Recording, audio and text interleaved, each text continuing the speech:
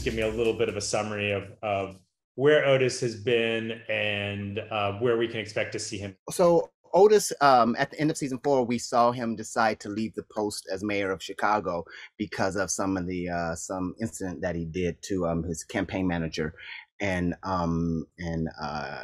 it was suggested to him by one of the characters, Tracy, to maybe he should get out of town before things bubble over and turn bad. And that was a hard decision for Otis because he's not a guy that runs away from anything. He's somebody who takes everything straight on and handles it in the best way that he can, sometimes in a way that a lot of people don't necessarily agree with. So when we come back this season, which is a beautiful season because the theme over the season 5 is love. When we first see Otis in episode 1, he says to Tracy that he came back to Chicago mainly for her. So just to have that be the reason why this guy comes back and to see if he can love, how he can love, and what that looks like, was a really tough journey for me this season. But we'll see how I handled it, and hopefully people continue to tune in if I didn't handle it the way that they wanted me to. Yeah. How much do you relate to Otis as a character? I mean, do you sympathize with his journey, or how do you feel about the decisions he's making? I mean, well, from the acting standpoint, I have to relate to him, right? I have to find something that connects with him and me so that I can try my best to continue to make him a three-dimensional person, right? And one thing that I really connect with is that I believe that he is one of the most honest characters on the show. And I say that because you rarely ever hear him lie. Now, when he says he's going to do something for you, 9 times out of 10, he's going to do that, but you may not like the way he does it, right? And just to have somebody who's strong in their commitment and strong to, and if he's not going to do something for you, he'll also say that to you. He'll also say, you know what, this is not for me. Back up. We're not going to do this. So in that aspect, I relate to him.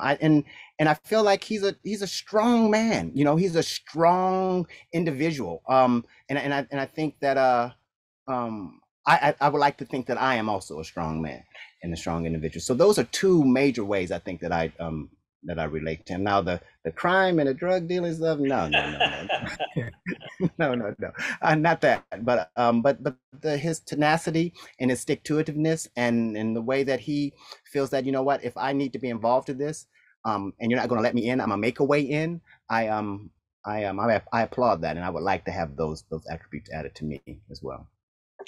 So how is it when you have to play those unsympathetic parts of his personality?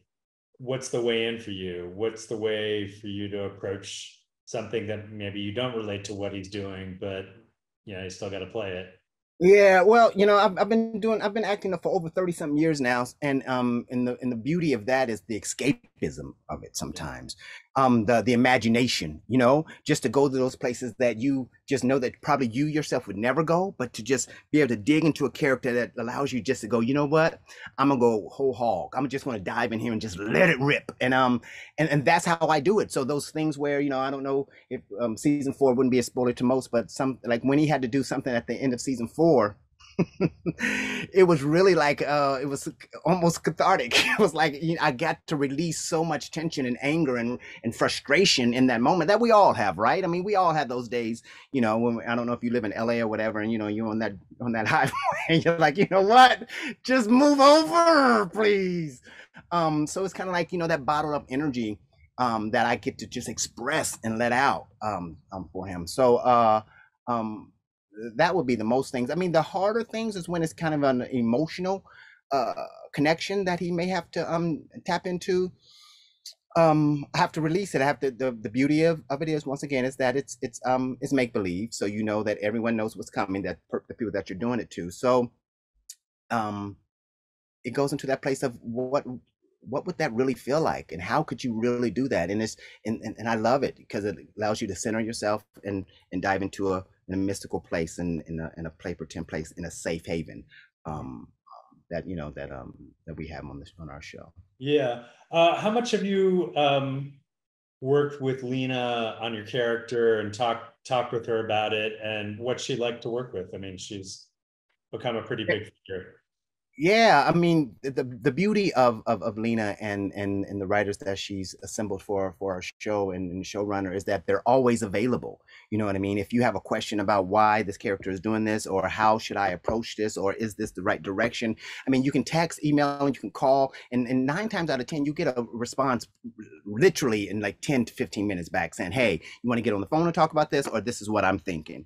Um, and so that's cool. I'm a person that likes to talk a lot, if you haven't noticed. So whenever, so whenever I get the script, I do have questions. I have a direction that I'm thinking, and my job is to do what's written and take it to the next level, right? Not try to change what's written, not try to change anything that's there, but take the information that I'm given and put all of my creativity and all of my imagination into it so that those things marry and it lifts it off the page to another level, right?